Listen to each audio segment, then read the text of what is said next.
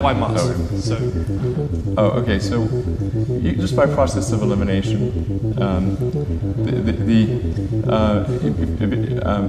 Mercury is obviously way too close to the sun. You definitely get. I mean, there's maybe some narrow habitable zone on the backside of Mercury, but I think one's sort of asking for trouble on that one. And then Venus.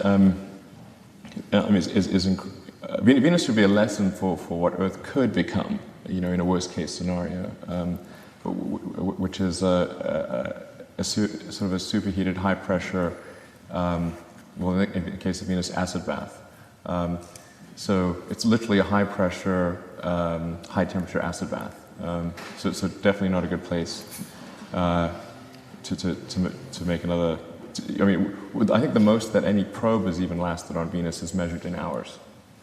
And then the Moon is close, but it's really a small rock, that's just circling Earth with no atmosphere, very limited amounts of water ice that are sort of in very permanently shadowed craters, and then it's got a 28-day rotational cycle, which isn't great for plants.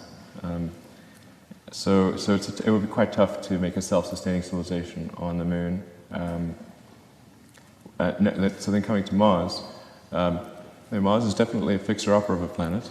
It's not perfect, but feasible. I mean, it's got a rotational period of 24.5 hours, so remarkably similar to Earth. It's got just under half Earth's gravity, so it's a lot closer gravitationally. It's got a lot of water ice. Almost all of Mars has water bound up in ice form in the soil.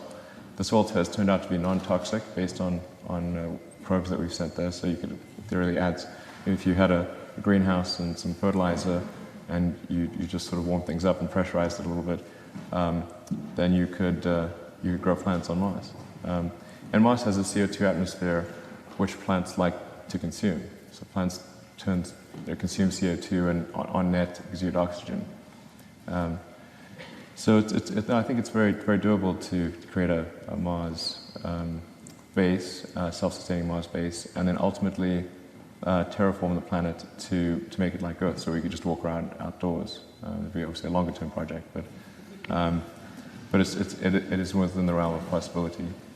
And then, of course, going beyond that, you're going to like Jupiter and gas giants, and you could potentially do something on the moons of Jupiter or Saturn, but that's way harder than Mars.